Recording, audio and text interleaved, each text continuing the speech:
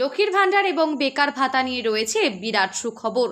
কারণ এবার থেকে ১,৫০০ নয়, বরং মিলবে ৩,০০০ টাকা।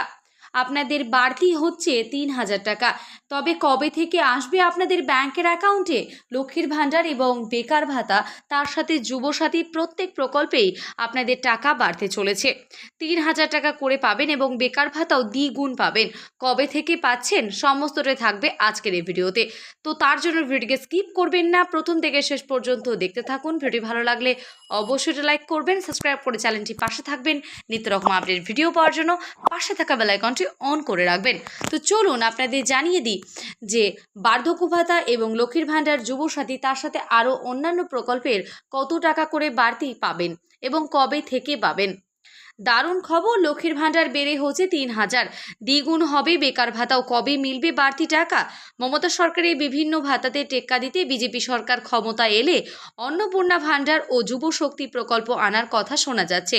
এই নতুন প্রকল্পগুলিতে লক্ষ্মীর ভাণ্ডার ও বেকার ভাতা অনুকরণে মাসিক ৩,০০০ টাকা দিতে পারে। মমতা সরকার ক্ষমতায় আসার পর থেকে একের পর এক প্রকল্প এনেছে এই রাজ্য। রাজ্যের বেকার যুবকদের থেকে শুরু করে রাজ্যের গৃহবধূরা পাচ্ছেন টাকা, তেমনই রাজ্যের পড়ুয়া থেকে বৃদ্ধ সকলের অ্যাকাউন্টে ঢুকছে মোটা টাকা। এই রাজ্যে চালু থাকা বিভিন্ন ভাতার মধ্যে আছে বিধবা ভাতা, বার্ধক্য ভাতা, লক্ষ্মীর ভাণ্ডার, কন্যাশ্রী, যুবশ্রী থেকে শুরু করে যুবসাথী। এই সকল ভাতা দৌলতে মাসে মাসে অ্যাকাউন্টে ঢোকে ১,৫০০ থেকে ১,৮০০ টাকা। তেমনই কখনো মেলে মোটা অঙ্কের টাকাও। এবার শোনা যাচ্ছে বাড়বে ভাতা। এক ধাক্কায় লক্ষ্মীর ভাণ্ডার বেড়ে হচ্ছে ৩,০০০, দ্বিগুণ হচ্ছে বেকার ভাতাও। সূত্রের খবর, মমতা বন্দ্যোপাধ্যায় ও অভিষেক বন্দ্যোপাধ্যায়ের হাত ধরে প্রকাশ করেছেন দিদির ১০ প্রতিজ্ঞা, যা ইতিমধ্যেই রাজনৈতিক চাপ বাড়িয়েছে বিরোধীদের ওপর। তাই পাল্টা লড়াই তৃণমূল জনপ্রিয় প্রকল্পগুলির অনুকরণে নিজেদের পরিকল্পনা সাজাতে চাইছে বিজেপি সরকার। শোনা যাচ্ছে বিজেপি সরকার ক্ষমতায় আসলে মাসে ৩,০০০ টাকা করে দেবে ভাতা।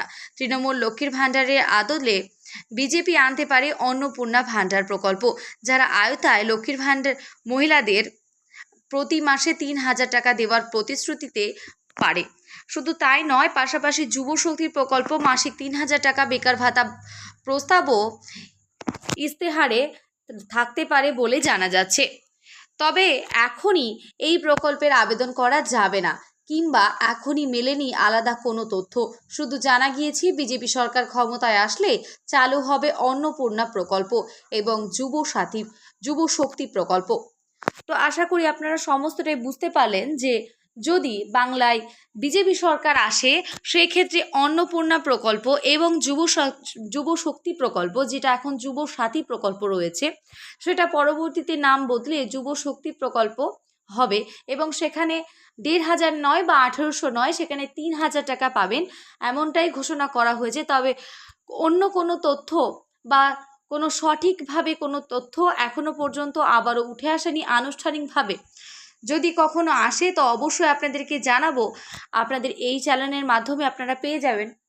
তো আশা করি সমস্তটাই আমি আপনাদের বোঝাতে পারলাম। যদি কারো কোনো রকম প্রশ্ন থাকে বা কোনো জিজ্ঞাসা কিছু করার থাকে, অবশ্যই কমেন্ট বক্সে জানাবেন। দেখা হবে নেক্সট কোনো ভিডিওতে। ততক্ষণ সুস্থ থাকবেন, ভালো থাকবেন।